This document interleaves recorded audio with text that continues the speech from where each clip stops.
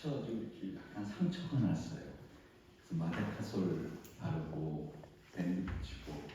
그런데 저의 이 상처가 우리 지성호 국회의원님의 그 한쪽 팔과 한쪽 다리가 없는 그 아픔과는 비교가 안 돼요. 제게 더 아파요. 무슨 말씀 드리려고 하는지 여러분 아실 겁니다. 사실 바로 제가 2달 전에 우리 통일성경 아카데미 학생들을 데리고 그 압록강부터 두만강까지, 그리고 원래는 이제 거기서 러시아 블라디보스토크로 가는 그런 우리 학생들의 그 수료생들을 데리고 하는 여행이 있습니다. 수학여행 같은 거예요. 근데 코로나 때문에 그동안 막혀있다가 이제 다시 재개하기 위해서 제가 통일성경 아카데미의 원장으로서 그 길을 먼저 갔습니다. 그리고 중국이 얼마나 많이 변화되었는지 코로나 기간 때문에 두 눈으로 확인했습니다. 한 예로 거리가 너무 깨끗해졌어요. 예전에 중국의 길거리에 쓰레기, 담배꽁초 있던 그런 거리가 아니더라고요. 그리고 화장실이 참 깨끗해졌고요. 그래서 여러 가지 깨끗한 중국을 보았습니다. 그런데 한마디로 중국의 동북공정이 완성되었구나 하는 걸 현장으로 봤습니다. 그리고 동북공정에 대해서는 여러분이 좀 찾아보시고 아셨으면 좋겠는데요. 이 동북공정 때문에 사실은 중국은 이렇게 우리 남한과 북한 정부를 어떻게 보면은 아까 지성욱 교수님이 아주 정확히 말씀하셨는데 뒤에서 매니플레이트, 그러니까 조종하고 있습니다.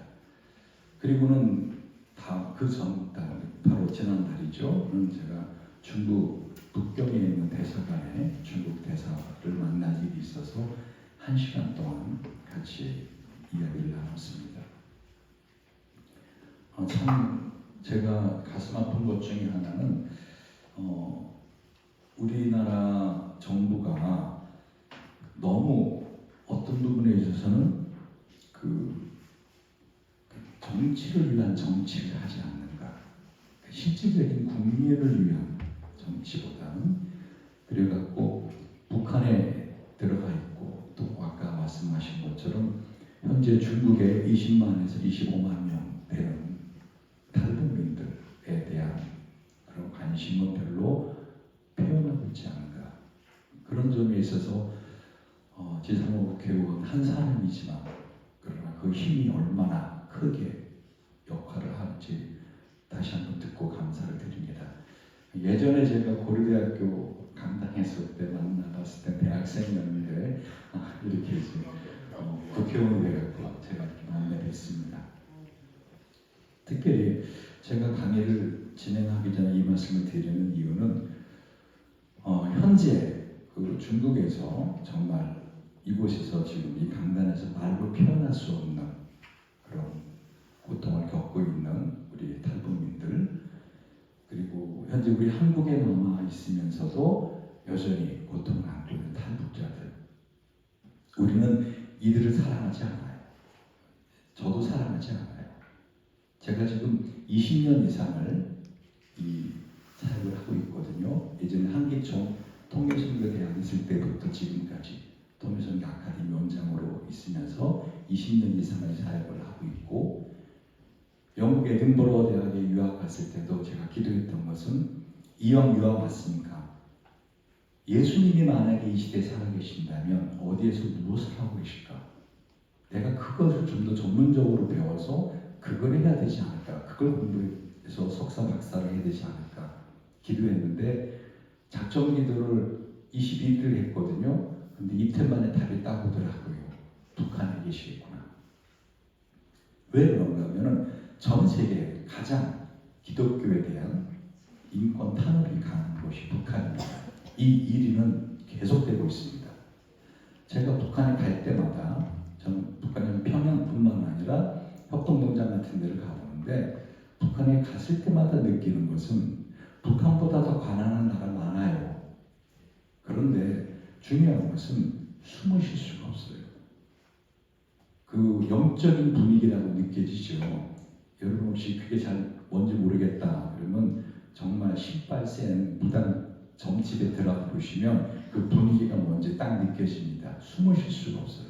뭔가 확 내리누르는 그러한 곳에서 있는 사람들, 바로 우리 하나님께서 우리들에게 말씀하시는 것이 아닌가. 특별히 제가 사실은 지금 원래 여기 있어야 될 사람이 아니고 지금 미국 국무성에 지금 그 허문영 목사와 함께 가서 지금 김정욱, 김국기, 최춘길 특히 이 세 분에 대한 북한 억류하고 있는 분들에 대한 걸 해야 되는데 제가 여러 가지 사정상 또 강의도 해야 되고 여러 가지 사정상 같이 못 갔는데 그러나 마음은 함께 하고 있습니다. 지금 그 팀하고 여러분 기억하시기 바랍니다.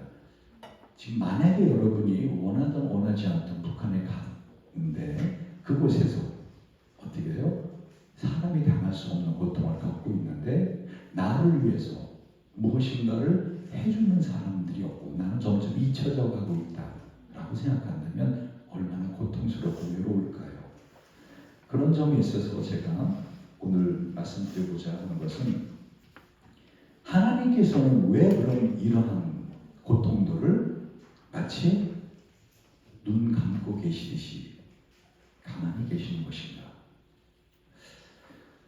한번 봅시다. 넘어가지 않네요. 그래서 하나님 나라의 큰 그림과 또는 그의 시대적 사명이라고 하는데 우선 용어에 있어서 간단히 말씀드릴게요. 제가 제한된 시간이 있는 걸 알기 때문에 좀 빠르게 말을 하겠습니다. 여러분이 이해해 주시면 감사하겠습니다. 눈으로 보시면 됩니다. 그 여러분의 그 자료집에 있습니다. 한마디로 용어 자체가 상당히 다양하게 변화되고 있어요. 그래서 지금 정확히 말하면 북한을 나와서 중국이나 태국이나 이런 데 있는 사람들은 탈북민입니다. 그러나 남한으로 와서 남한의 국적을 획득한 사람들을 탈북자라고 합니다. 또한 북한 이탈 주민이라고 하고요. 또 세터민이라고도 하고요. 그런데 문제는 이 단어들이 이 탈북하신 분들에게 어떻게 들리느냐를 우리는 생각해 봐야 된다는 것입니다. 예를 들면 탈북자라고 보통 말을 하죠. 저도 편의상 탈북자라고 말합니다. 그러나 그분들에게는 그것이 아픈 상처거든요. 여러분 중에서 만약에 이혼하신 분이 있다면 어떻게 해요? 이혼녀라는 단어를 누군가 쓰신다면 당신은 이혼녀가 아닙니까? 부를 때마다 이혼녀 아무 것이, 이혼자 아무 것이, 이혼자 아무 것이라고 하면은 그 마음에 상처가 되지 않겠습니까? 그것처럼 탈북자라는 용어 자체도 이분들에게는 그 넘어오는 과정 속에서의 아픔들이 그대로 생생하게 드러나는 용어입니다. 또는 세터민이라고 그러면은 이 북한에서 오신 분들은 우리가 뭐 철새냐, 뭐 여기 왔다 저기 갔다 하는 세터민이야. 그걸 우리는 참 입에 부린 소리 한다고 하지만 그분들의 아픔을 생각한다면 왜 그들이 그렇게 말을 하는지를 좀 이해를 했으면 좋겠다는 것입니다. 그래서 제가 이렇게 상담을 전공하지 않습니까? 그래서 백설자께 상담 대화를 가르치고 있는데 이 상담을 하다 보면 탈북자들이 뭐라고 불렸으면 좋겠냐 그러면 다 달라요. 그냥 탈북자라고 그냥 부르고 북향민이라고 부르고 또 어떤 분들은 그냥 통일민이라고 불러줬으면 좋겠어요 라고 하는 중요한 사실은 우리는 그들의 마음으로 한번 그들을 생각해 봤으면 좋겠다는 것입니다. 넘어가지 않네요. 어떤 걸 눌러야 되죠? 네. 특별히 탈북자들의 탈북 경로를 봤으면 좋겠는데요. 지금 탈북자 수가 급격히 줄었죠. 이유는 코로나 때문에 철저하게 국경을 봉쇄하였습니다. 넘어갑니다. 제가 말로 할까요? 넘겨달라고? 이게 안 들어가지고 오늘 어디서 넘기고 있죠? 예. 이게 지금 안 되는데. 오케이. 모니터 하겠습니다.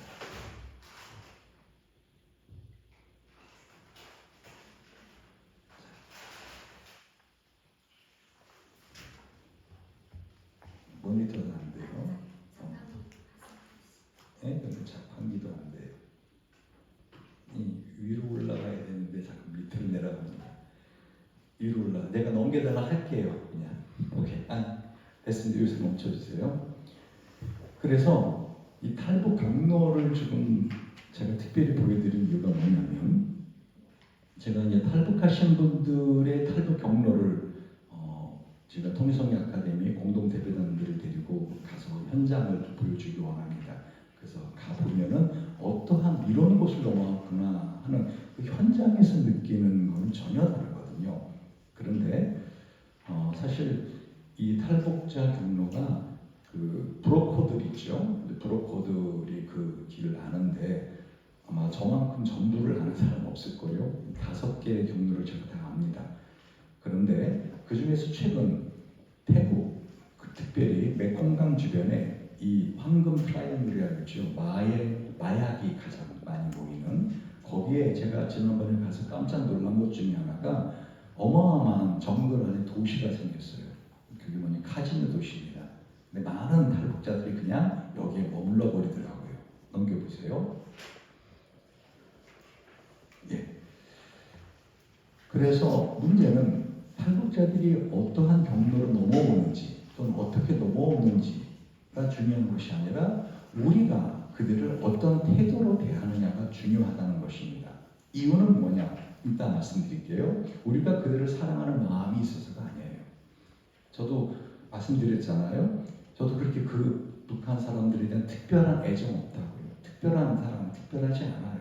저도 그 인도나 이런 데가, 인도나 필리핀 가서 가난하게 힘들게 사는 사람들은 역시 마음이 통해요. 참 안 됐구나라고. 그 정도밖에 없습니다. 근데 제가 지금 20년 이상 이 일을 할 때는 탈북자들이 저한테 와서 그래요. 임 박사님, 그 왜 발등 지키는 일 합니까? 무슨 말이냐? 그러면 임 박사님 그 도와주고 그 다 장학금 내주고 생활비 내주고 가던 그 사람 있지 않습니까? 여러분, 한국에서 탈북자들이 가장 많이 모이는 교회가 어딘지 아십니까? 만민중앙교회예요. 거기 이단인지 알아요. 그런데도 탈북자들 10,000명을 모으기 위해서 그들은 탈북자들에게 매월 돈을 지급하고, 그죠? 제가 알기로 한 30만 원 정도 줍니다. 매월 돈을 지급하고, 그리고 김장철에 김장해주고, 밑반찬 해주고, 쌀 주고, 그럽니다. 그러니까 거기가 이단인지 알면서도 갑니다. 제가 처음에 탈북자 대학생 16명 데리고 시작한 교회가 그 물냉동산 교회입니다. 지금 그 소천하신 조유세 목사님의 집사님이었고, 제가 우리 두 가정이 그 오피스텔에서 모여서 1년 기도하고 제가 목사라서 그렇게 이제 시작을 한 교회고, 그리고 탈북자 두 가정 데리고 다시 조유세 목사님한테 넘겨드리고 다시 시작한 교회가 지금 하고 있는 그 물된 동산 교회 이후에 제가 지금 하고 있는 행복드림 교회입니다. 제가 왜 이렇게 탈북자들에 대한 관심이 있고 왜 그런가 말씀드렸잖아요. 저는 그분들에 대한 특별한 마음은 없다고요. 근데 그분들이 떠나면서 늘 자기의 잘못이 아닌 교회가 나한테 어떻게 해서 라고 하고 좋지 않은 말을 하더라고요. 그래야지 이단 교회에 가도 자기의 면이 있으니까. 그런데 그래서 그런 말을 저는 수도 없이 들었어요. 예를 들면은 그 마지막 이렇게 와서 왔던 자매가 그 한 3주 빠지길래 2주 만에 2주 때 저 담당 부목사를 보냈습니다. 그때 신방을. 그랬더니 전화가 왔어요. 목사님, 그 여자 혼자 사는 집 알지 않습니까? 그런데 근데 왜 마침 제가 집에 없었기에 망정이지 앞에 보니까 그 스티커 붙어 있더라고요. 신방 갔다 왔다고. 그 목사님 남자 아닙니까? 그래서 내가 아니 그분만 보내지 않았어. 그 부인 그 의사거든요. 그 부인 사모님도 같이 보냈어. 그 내용을 봤습니까? 아니 기분 나빠서 교회 못 나오겠습니다. 2주 빠지고 3주째 그렇게 전화가 안 옵니다. 예를 들면 그런 케이스입니다. 그럼 저는 그래요. 저 발등 지킨 적 없습니다. 이미 발등 떨어져 나간 지 오래됐거든요. 그럼에도 불구하고 계속 일을 하는 이유는 하나입니다. 왜? 말씀드렸잖아요. 하나님의 나라를 준비하라. 저는 아까 쭉 이 순서를 준비하는 걸 보고 쭉 전체 진행하면서 말하는 사람들은 여러 사람인데 그 말의 맥이 하나같이 흐르는구나 하는 것을 보면서 사실 좀 소름이 돋았습니다. 하나님께서 뭔가를 말씀하길 원하시는구나 이 모임을 통해서. 자 보세요. 한마디로 우리가 그들을 어떤 태도로 받아들이냐 할 때 보호센터 입수하고 심사신문하고 하나 입수합니다. 중요한 것은요. 여러분이 할 일이 있다는 거죠. 이러면 하나원에서 있다가 처음으로 서울을 구경하는 탈북자들이 있어요. 심리학적으로 물론 심리학까지 거론하지 않아도 여러분에게도 첫인상이라는 게 가장 중요하지 않습니까? 여러분 두 사람이 만나서 결혼을 결정한 것은 어떻게 해요? 몇 시간이 안 걸려요. 오히려 짧은 시간, 그죠? 한 2초 안에 결정된다 그러잖아요. 내가 이 사람하고 결혼해야겠다 말아야겠다.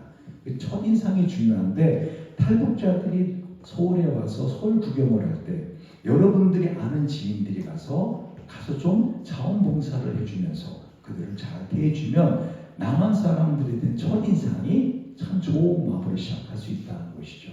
많은 교회들을 보면 우리 주님은 분명히 예루살렘과 온 유대와 사마리아와 땅 끝까지 이르러 내 증인이되라 하면서 중간중간에 헬라어로 카이 영어 문법 아시잖아요? 제일 마지막에만 and 카이 붙이면 되는데 왜 주님은 계속 and 했을까요? 동일한 힘으로 다시 말하면 교회 지역뿐만 아니라 국내 선교뿐만 아니라 북한 선교와 세계 선교를 25% 힘을 가지고 교회들이 하라는 것이죠. 그러나 많은 교회들의 제가 주보를 볼 때 여러분 교회는 어떨지 모르겠습니다. 세계 선교에 대한 비중은 큽니다. 연말이 돼서 이 교회가 어디에 힘을 쏟는가를 보려면요 공동의회 때 교회가 헌금이 어디로 나갔는가 보면 알아요. 돈이 가는 곳에 마음이 가는 겁니다. 그런데 과연 북한 선교하는데 얼마만큼 재정의 교회가 운영이 되고 있는가? 저는 그런 것이 안타깝다는 겁니다. 넘어갑니다. 이 컴퓨터가 안 되고 이것도 안 될 때는 어떻게 해야 됩니까? 아니 두 개씩 넘기지 말고 이제 말로 할게요. 그 탈북자의 삶을 이렇게 보면서 다른 건 여러분이 다 보시기 바라고요. 여성들이 월등히 많다. 그건 좀 봐주시기 바랍니다. 넘겨보세요. 특별히 아까 우리 지선 의원이 아주 강조했는데 탈북자는 위임 난민의 권한자입니다. 국제법상 위임 난민의 지위를 가지고 있습니다. 그런데 문제는 난민은 해당하지 않지만 UNHCR에 위임된 권한에 따라서 난민으로 위임될 수 있는데도 불구하고 중국 정부는 그걸 인정하지 않는다는 것이죠. 제가 지난달에 중국 대사관에 가서 그러니까 우리 우리 한국 대사분이십니다. 우리 대사님 만나서 이런 이야기를 했습니다. 좀 현재 다른 것보다 이 중국에 와 있는 선교사들이 다 지금 추방된 상태거든요. 그리고 여러분 중국의 기독교들이 지금 엄청난 탄압을 받고 있어요. 심지어 삼자교회까지. 그래서 가정교회뿐만 삼자교회가 십자가를 지금 다 내리게 하고 있습니다. 근데 이것이 하나님을 여러분 뭐라고 부르시죠? 혹시 기도하실 때? 아무 관계 없으신 분들인가요? 하나님 부를 때 뭐라고 불러요? 혹시 이 중에서 아저씨라고 부르시는 분 있어요? 그러면 하나님을 아버지라 한다면 한 아버지, 우리가 형제 자매 아닙니까? 그런데 그들이 당하는 고통에 대해서는 너무 우리가 무심하지 않았냐 하는 것입니다. 탈북자들이 당하는 그 고통 넘겨주시기 바랍니다. 특별히 제가 왜 남한 인종차별 대상이라고 하는가 하면 여러분 제가 볼 때 전 세계에서 가장 인종차별이 심한 나라가 대한민국입니다.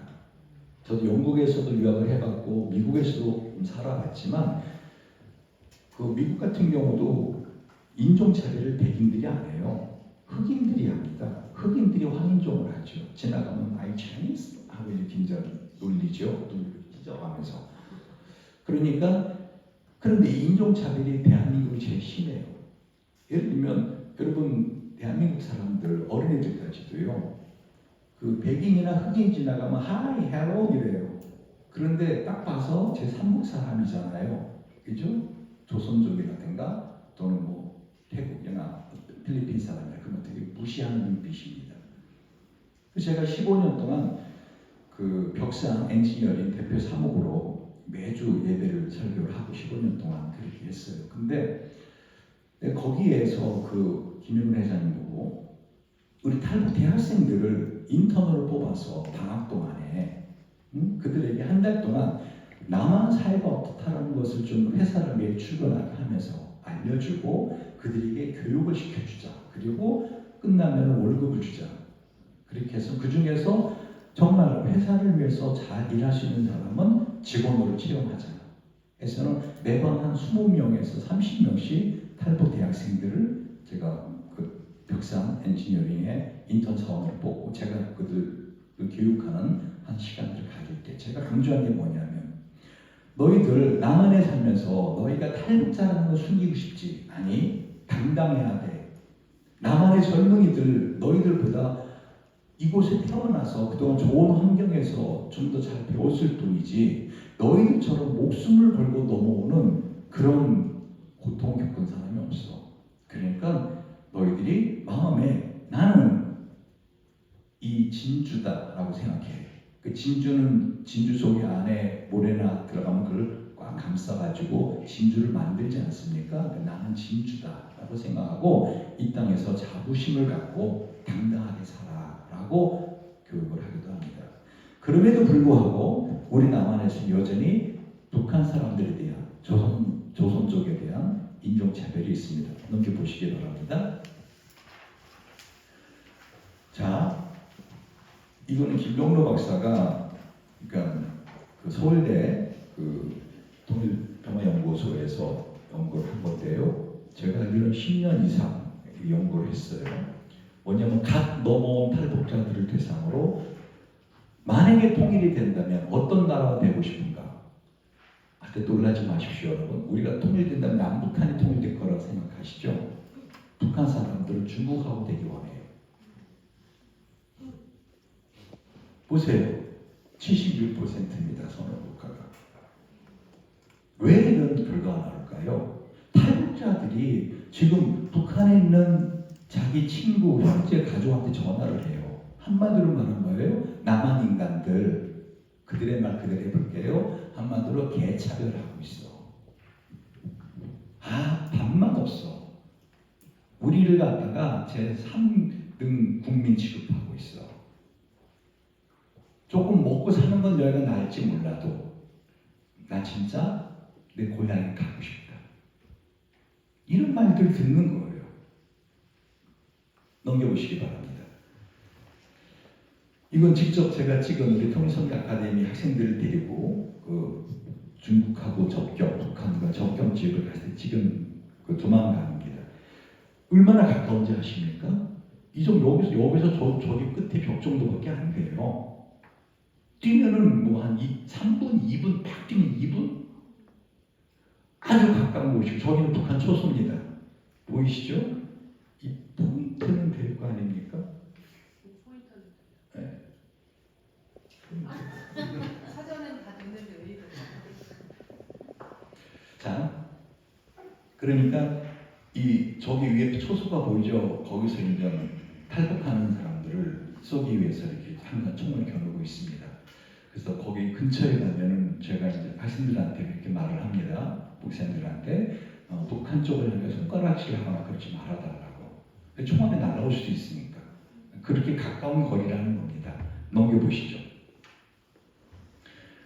자, 중국이 지난 2022년 베이징 올림픽 때 여러분 어디서 상을 채취했죠? 관심 없으시죠? 백두산 천지에서 했어요. 근데 지금 백두산이 어느 산으로 불려지죠? 세계 사람들은 장백산으로 불리죠. 장백산. 그죠? 짱페이 사람들, 짱페이창이죠. 근데 왜 전 세계 사람들에게 백두산이 중국 거라는 걸 알리고 싶은 거죠. 그런데 재미난 일화는 그 성화 올림픽 이후로 처음으로 성화 꺼졌어요. 그런데 이제 그 들고 뛰는 게 보니까 모조성화, 불처럼 생긴 모조성화. 그러니까 중국 분들이 그 모방하는 거 정말 잘하지 않습니까? 그러나 실제하고는 차이가 나죠. 그래서 차이 납니다. 자, 넘겨 보세요.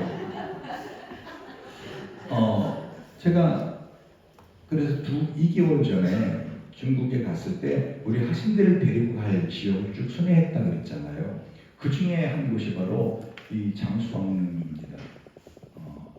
그랬더니 이 장수왕이라고 부르지 않아요. 호태왕이라고 부릅니다. 중국에서는.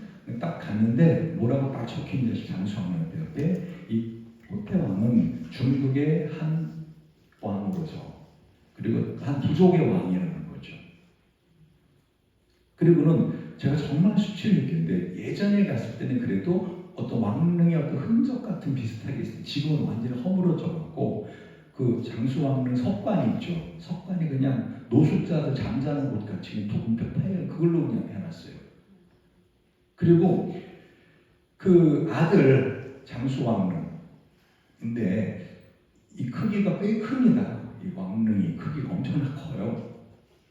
그런데 이 다 돌로 만들었거든요.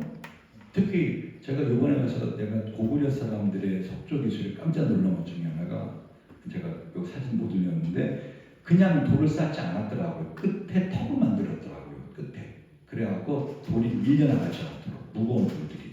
그리고 밑에다가는 어느 정도로 큰가 하면 저 끝에서 이 끝보다 더 큰 이 높이가 그리고 폭이 여기서 지금 여기 우리 이 정도 큰 무게의 돌을 보호석을 밑에다가 딱 4개씩 이렇게 받쳐놨더라고요. 이 돌이 밀려나오지 않게 무거운 돌들이니까. 그런데 장수왕은 그게 다 없어졌어요. 죄송합니다. 이 광개토대왕릉은 완전 허물어진 거죠. 돌이 무거우니까. 그래서 이 돌 다 어디 갔냐 큰 돌이 그랬더니 중국 가이드 하는 말이 이곳 한 지역 사람들이 집 짓느라고 아마 가져간 것 같더라고. 근데 그건 개인이 못 움직여 그 큰 돌은. 근데 장수왕릉 뒷면을 갔다가 제가 또 한 번 쇼크를 먹었습니다. 이번에 돌 하나가 없어졌어요. 또 큰 돌이. 그러니까 그쪽을 중심으로 무너지기 시작하더라고요.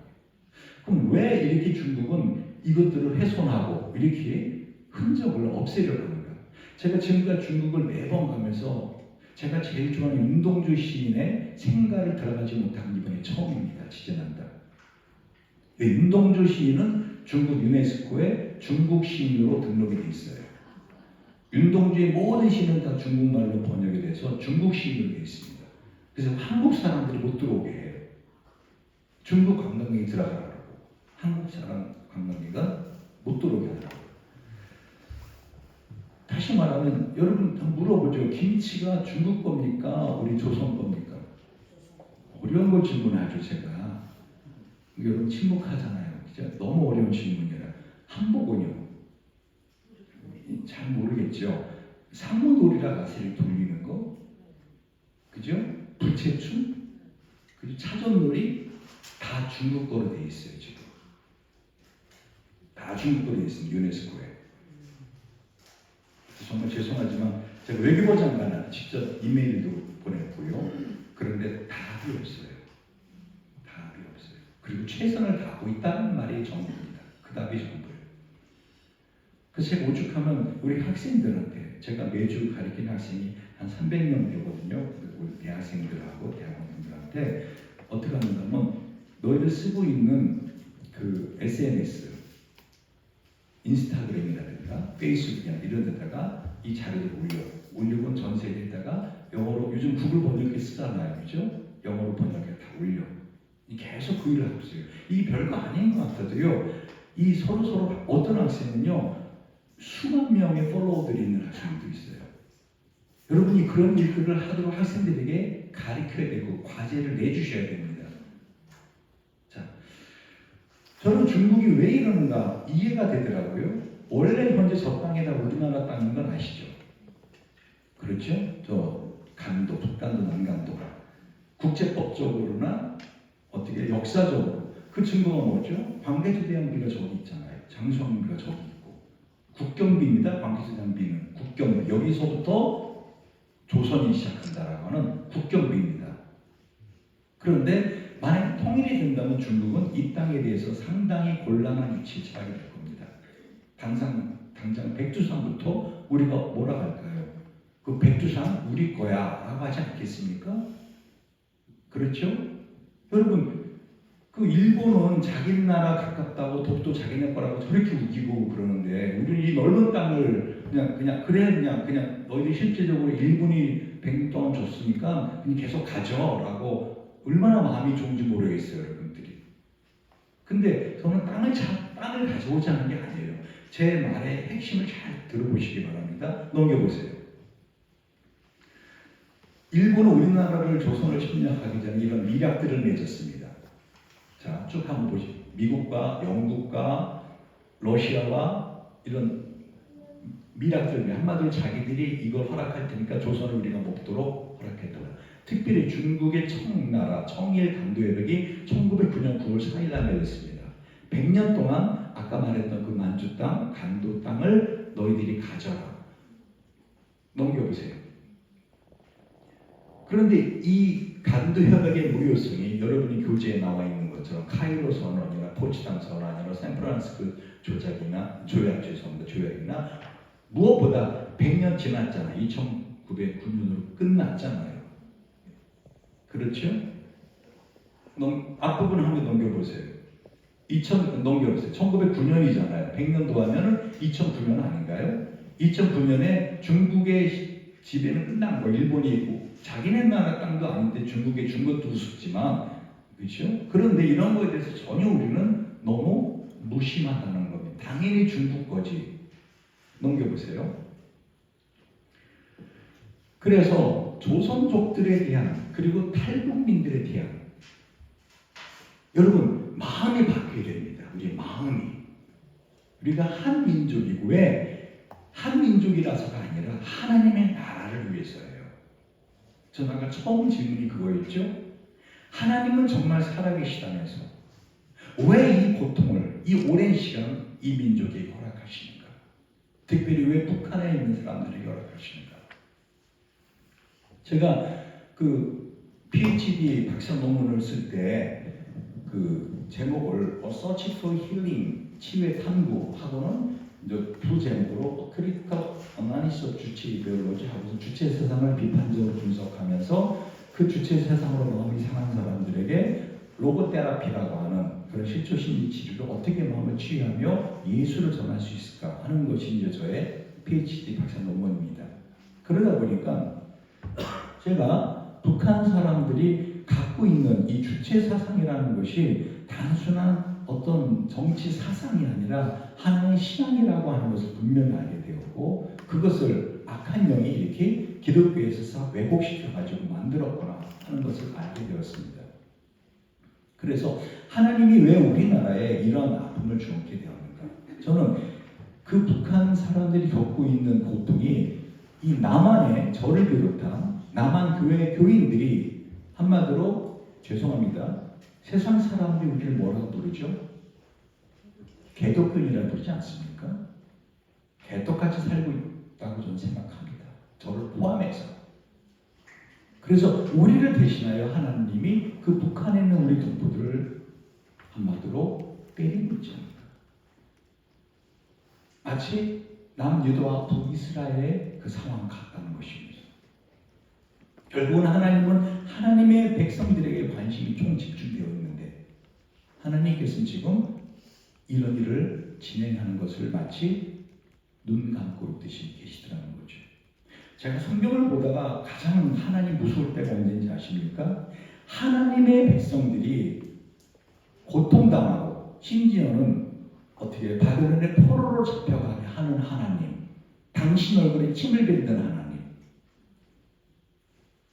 하나님을 믿는 백성들이 고통당할 때 그때는 그들의 믿는 신이 힘이 약해서 그렇다라고 하지 않았어요? 근데 하나님은 당신의 얼굴에 침을 뱉음을 당하면서까지도 당신의 백성들에게 아픔을 줘가면서까지도 어떻게 해요? 그들을 똑바로 하나님의 나라를 위해 살아가도록 하는 그 하나님을 성경에서 볼 때 저는 가장 소름이 끼치고 무섭습니다. 우리 남한에 있는 기독교인들 정말 이런 부분에 있어서 정신 차려야 될 때가 되지 않는가 하는 생각합니다. 그런데 중국은 지금 계속적으로 동북공정을 완성해가고 있다가 드디어 완성됐더라고요. 이번에 가서 보니까 보시는 것처럼 중국의 만리장성은 북경 옆에 산해안에서 끝납니다. 근데 이거를 중국이 지금 어떻게 해요? 진시황이 죽은 지가 언젠데요. 진시황이 죽은 지 수천 년이 지났는데 지금 이 만리장성을 그대로 똑같은 모양으로 똑같은 크기로 지금 지어놨어요. 그리고 고구려 박약성이거든요. 원래는. 그랬더니 제가 얼마 전에 갔더니 호산강성이라는 걸 바꿔놨더라고요. 또 얼마 있다 갔더니 이 성은 중국 동북아 최첨단의 만리장성으로 하고서는 어마어마하게 크게 간판을 해놨더라고요. 똑같이 만들었어요. 만리장성하고. 이유는 뭐죠? 중국이 주장하는 겁니다. 이 만리장성이 끝난 곳에서 그 거리, 곧 한강 이북은 다 중국 거라는 거예요. 중국은 지금 북한을 접수할 준비를 문화적으로, 역사적으로, 국제법적으로 착착착착 준비를 하고 있다는 겁니다. 근데 어디서 구했는지 옛날 돌멩이를 잘 구해왔어요. 시커멓게 중국 분들이. 근데 아직 시멘트는 하얗더라고요. 그런데 여기에 이번에 가서 봤더니 여기에 이끼를 다 해갖고 이 오래된 성처럼 보이더라고요. 넘겨보세요. 이것도 직접 제가 찍은 사진입니다. 혹시 장보고 장군이라고 아십니까? 장보고 장군 보고 제가 깜짝 놀랐어요. 중국 사람들이 이렇게 장보고 장군을 존경하는구나. 딱 들어가자마자 장보고 장군은 중국의 한 장군으로서. 여러분 저 대리석 여자 크죠? 사람이 저 정도인데 키가 저렇게 크니까 그죠? 저 전체 모습이 아니고 위에서 찍은 거예요. 그러니까 밑에서 보면 엄청나게 큰 대리석입니다.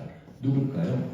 한 손에 파와 한 손에 마늘을 들고 있고 이 여인의 뒤에는 인조구라고 인조곰이 있어요.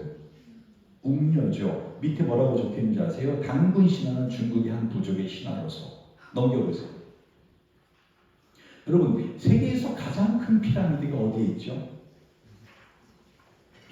지금 오늘 계속 어려운 질문하는데 답을 안 하면 저는 시간을 길게 끌 수밖에 없습니다. 모른다. 자, 제일 큰 피라미드가 어디에 있죠?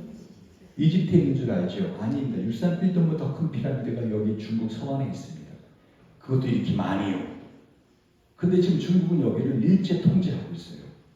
왜? 이 피라미드에서 나오는 이 고족들이 유적들의 증거가 중국의 그 한마디로 곡향을 듣던 첫 황제부터 모든 것이 다 고조선에서 왔다라고 하는 것이 지금 유물들이 계속 나오고 있거든요. 심지어는 한자도 어떻게 해요? 우리 고조선이 만들어준 뜻글자로 세종대왕이 나라 말씀이 중국과 서로 상하되 아니할세 소리글자를 만들잖아요. 그게 한글 아닙니까? 그렇죠? 그래서는 이여름 씨가 문화부 장관이었을 때 이모당이라고 하는 중국 최고의 지성인을 만났을 때 그런 질문을 했어요. 왜 어려운 한자를 만들어서 우리로 하여금 한자 교육을 의무화시킬 것인가 말 것인가 이런 고민을 하게 했냐. 이모당 씨가 뭐라고 하는지 아십니까? 그 어려운 한자 당신들이 만들어서 우리 중국에게 준 거 아니냐. 여러분 이 부분에 대해서 여러분들도 관심 있게 한번 찾아보시기 바랍니다. 그때 당시에 세종대왕 당시에는 중국이라는 나라가 없었어요. 국호가 중국이라는 나라가 없었다고요. 청나라, 명나라지 중국이라고 하는 나라가 없었다고요. 근데 세종대왕은 그 가운데 있는 모든 나라를 존중해서 이렇게 중국과 서로 상하지 아니할세 하고 이미 우리나라도 쓰고 있던 중국보다 먼저 쓰고 있던 한자를 어떻게 해요? 이렇게 소리문자를 만드는 거죠. 넘겨보세요. 지금 이런 얘기 하려고 한 거 아닌데. 자, 한마디로 말하면 우리는 통일에 관해서 준비해야 되고 통일에 대한 관심을 가져야 됩니다. 왜? 이것이 우리가 통일이 되면은 우리의 일단 경제력이 G3 심지어 중국까지 제칠 수 있는 G2가 될 수 있다라고도 말들을 합니다. 이유는 여기 다 있습니다. 한 예로 여러분 세계에서 황금이 가장 많이 묻혀있는 나라가 어디죠? 아프리카입니다. 그런데 그 다음에 지역적인 면적에 비해서 아프리카 다음으로 많은 데가 북한이에요. 그래서 북한의 추정이 아니라 측정 지하자원이 2,200조 원이에요. 그러니까 지금 중국이 북한의 모든 광산마다 50년씩 아오지를 비롯해서 50년씩 2차를 해서 캐가는데 진짜 우리는 북한 껍데기만 남기 전에 어떻게 돼요? 이 통일을 해서 하나님의 나라를 이루는데 이 돈들을 써야 된다고 생각합니다. 무엇보다 넘겨보세요. 지난 한참 북한과 관계됐을 때 2001, 2011년까지 지원을 액수가 2조 8천억밖에 안 돼요. 근데 우리나라 남한의 음식물 쓰레기 소비량 1년에 넘겨보세요. 우리나라는 이와 같이 하대 강국에 둘러싸여 있습니다. 어느 나라인지 아시겠죠? 중국의 사사춘, 그리고 러시아, 밑에 우리나라를 삼키려고 악어처럼 입 벌리고 있는 일본, 그리고 어떻게 해요? 저 태평양 건너온 휜덕소리 미국. 그죠?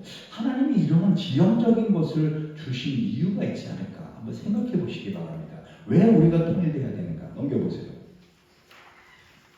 독일 통일 그 이유. 제가 우리 백석대 학생들하고 한동대 학생들하고 주로 데리고 전 매년 가는 곳 중에 하나가 또 독일입니다. 독일의 통일 현장을 가봅니다.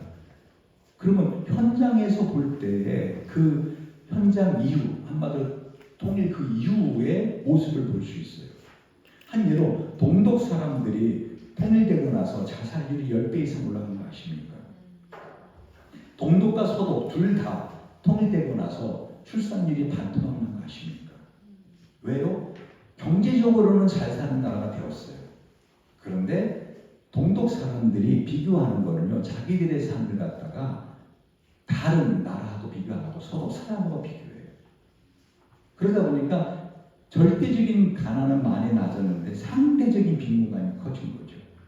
그리고 이것이 점점 사회적이 돼갖고 한대로 서독이 실제로 총리는 동독에서 모셔오고 했지만은 독일 독일의 모든 대학교 총장 중에서 동독 출신 한 명도 없고요. 모든 회사의 CEO 중에서 동독 출신 한 명도 없어요. 이유는요, 이 동독에 있는, 이런 북한에 있던 사람들이 남한에 돈이 없다. 그럼 어떻게 해요? 이 자유경제체제를 같이 움직여 나갈 수가 없잖아요. 어떻게 보면 자연스럽지만 그들이 느끼는 상대적인 박탈감, 빈곤감도 생각해 봐야 된다는 것입니다. 넘겨보시죠. 그래서 우리 저기 오성호 목사님 계시지만 함께 우리 통일순단연대가 교수들이 이걸 만들었습니다. 이건 청사진이죠. 한마디로 우리가 통일 원하는데 복음 통일을 주소서. 그러면 어떤 통일을 하나님께 구체적으로 구해야 되는가? 정치, 경제, 사회, 문화, 교육, 여기 언론 쭉. 그래서 그거에 대한 이런 나라를 주시옵소서. 한국의 통일선 완양문입니다. 이거 필요하시면 파일 드리겠습니다. 올려드리겠습니다. 특별히 하나님이, 저는 이 기독교가 처음에 유대교를 통해서 전 세계에 번져나갔다면 모든 길은 로마로 통하기 때문에요. 근데 이제는 이 중국이 1대1로가 완성되었고 우리가 북한을 넘어 중국을 넘어가면 어떻게 되죠? 몽골, 러시아, 유럽까지 그냥 통할 수 있어요. 그래서 정말 젊은이들이 자전거를 타고 전 세계 단기 선교를 다니는 날이 올 수도 있지 않을까 생각하는 것입니다. 넘겨보시죠. 그래서 말씀드린 것처럼 이걸 제가 G3가 될 수 있다 하는 건 저의 개인적인 게 아니라 바로 미국의 골드만삭스가 이렇게 예측을 한 겁니다. 통일한국의 GDP가 이 정도 될 것이다 라고. 실제 통일한국이 된다면. 그러면 여러분 코로나 때 정부에서 좀 지원금 받으셨죠? 안 받으신 것 같은데 다들 몇십만 원씩 받지 않았어요? 생활 지원금. 여러분 사우디아라비아 사람들이 그 사막에 살면서도 집집마다 어떻게 해요? 수영장 갖고 사는 것은 그들에게 석유가 있기 때문이에요. 통일이 되고 나면 우리나라의 경제적인 것 어마어마해집니다. 6.17 통일부 장관을 비롯해서 통일부 장관들이 저에게 만나면 제가 북한 심리 전문가이기 때문에 아침 조찬을 대접하면서 자문을 구하기도 합니다. 많은 분들이 어떻게 하면 통일세를 이거를 거둬야 되냐. 제가 한결같이 대답하는 건 무엇입니까? 통일세 필요 없다. 우리나라가 통일만 되면 지미 로저스를 비롯해서 전 세계 투자자들이 다 우리나라의 한반도에 투자한다. 여러분 트럼프 대통령이 세계 정상회담을 할 때 꼭 데려가는 한 명의 경제인이 누구죠? 지미 로저스입니다. 지미 로저스가 투자하면 어떻게 돼요? 워런 버핏, 빌 게이츠, 코카콜라 사장 다음직입니다. 근데 그 지미 로저스가 자기의 전 재산을 거의 다 빚다시피 지금 하고 있는 곳이 어딘가? 앞부분을 잠깐 다시 보여주시겠어요? 바로 이 부분입니다. 북한과 중국과 러시아가 만나는 훈춘 지역입니다. 거기에 지금 일본에 돈 빼서 다 거기다 투자하고 있어요. 왜? 여기가 꼭지점이 될 수 있다는 것이죠. 전 세계 모든 도로의 꼭지점이. 그래서 통일만 되면 어떻게 해요? 우리나라가 이 세계로 가는 하나의 스타트 포인트가 될 수 있다는 것입니다. 넘겨보세요. 넘겨보세요. 예, 이렇게 넘겨보세요. 저는 그래서 특별히 유엔평화대학을 우리나라 강원도에다 만들 것을 제안했습니다. 유엔평화대학이 우리나라에 있어야 될 이유, 유엔평화대학 미션 현장이 기록되었다. 현재 여러분 유엔평화대학이 하나 있죠. 어디 있는지 혹시 아십니까? 네? 찾아보시기 바랍니다. 그냥 말하면 여러분 잊어먹습니다. 인터넷에 금방 찾아도 유엔평화대학이 딱 나옵니다. 그런데 그 조그마한 곳에 유엔평화대학이 하나 있는데 2년 과정입니다. 근데 저는 이걸 2년 과정으로 우리나라에서 하면 전 세계 196개 유엔 가입한 나라들이 젊은이들이 와가지고 어떡하죠? 이곳을 함께 2년 동안 먹보자고 하면서 그들이 이 세계 평화를 위한 일을 만들어낼 것이고 그들이 남북한의 평화적인 그거를 만들어낼 거라고 생각합니다. 우리는 그저 한 200여 명 먹고 잘 수 있는 그런 장소만 제공해 주면 됩니다. 이 총신대학교보다도 크지 않아도 됩니다. 이것보다 훨씬 작아도 200여 명이 머물 수 있는 그렇게 함께 배울 수 있는 장소를 만들어주면 거기에서부터 우리는 시작할 수 있다는 것입니다. 넘겨보시죠. 여러분 제가 왜 이걸 갖고 왔는가 하면요. 창조과학에서 세계 인구 증가율을 볼 때 전 세계가 10억이 될 때가 있지 않겠습니까? 그렇죠? 저기 이쪽에 줄 끝에 좀 잠깐 고개 좀 들어보시겠어요? 네. 혹시 본인입니다. 뒤돌아보지 마시고. 원래 제 강의에서는요 핸드폰을 쓰면은요 돈을 10,000원 내게 하고요. 저를 좀 주목해 보십시오. 물어보겠습니다. 전 세계 인구가 노아의 홍수 이후에 시작한 사람 몇 명이죠? 맞습니다. 다 알고 계시니까 이제 계속 하셔도 됩니다. 자 보세요. 8명이 창조가 BC 2807년에 시작했는데 10억이 된 게 1805년이에요. 근데 이 지도를 가만히 보십시오. 1974년부터 가파른 곡선을 그리고 있습니다. 현재 여러분 인터넷에 보면은 현재 전 세계 인구 그럼 어떻게 해요? 제가 알기로는 80억 약 7천 몇백만 명? 지금 80억이 넘었습니다. 넘겨보시죠. 넘겨보세요. 그럼 왜 이러한 인구 증가율에 우리가 민감해야 되는가라고 하면은 이 지구가 넘겨보세요. 이 지구가 감당할 수 있는 한계가 있어요. 인구가. 그렇지 않습니까? 100억, 1000억 막 감당할 수 있는 곳이 아닙니다. 무슨 물이 부족하잖아요. 저는 진짜로 우리 주님이 이 마지막 때에 우리를 지금 살게 하고 있지 않을까. 여러분, 저는 그래서 우리 민족이 허리 부러진 호랑이가 아니라 지금 여러분 세계를 섬기는 제사상의 나라로 불림받지 않았는가. 그래서 마지막에 이 복음을 전 세계에 증거하기 위해서. 그래서 미국 다음으로 세계 선교의 강국이 우리나라 아닙니까? 선교 강국. 넘겨보시죠. 그래서 여러분 무화과나무의 비유를 배워요. 여기 보면은 1948년 5월 14일 이스라엘 독립했죠. 언제? 예루살렘이 수도가 됐죠? 70년 후. 그렇죠? 밑도 끝도 없이 갑자기 예루살렘 수도로 발표하고 지금 어떻게 해요? 다 예루살렘으로 전 세계의 모든 그 대사들이 그한테 다 옮겨졌습니다. 저는 이게 우연이지 않은 생각해요. 여러분 예수님이 돌아가신 게 다른 날 그냥 죽지 않았어요. 6월절 절기 때 돌아가시고요. 부활하신 게 초실절에 부활하십니다. 그래서 예수님 부활의 첫 열매라고 그러죠. 그리고 성령으로 임재하신 게 오순절입니다. 하나님은 절기에 따라서 어떤 일을 역사하세요. 저는 지금 우리가 진짜 자다가 깰 때가 아닌가. 제가 뭐 여러분 언제 예수님 오신다 그런 얘기 하려는 게 아니라 정말 아까 인류 문명적으로도 그렇고 여러 가지가 때가 되었다. 뭔가 마지막 전쟁, 영적 전쟁을 할 때가 되지 않았는가. 전 세계를 향해서 지금 이슬람이 얼마나 폭발적으로 나오는 걸 아시지 않습니까? 그래서 이스라엘이 저렇게 수치를 당하다가 이젠 건국했는데요. 넘겨보세요.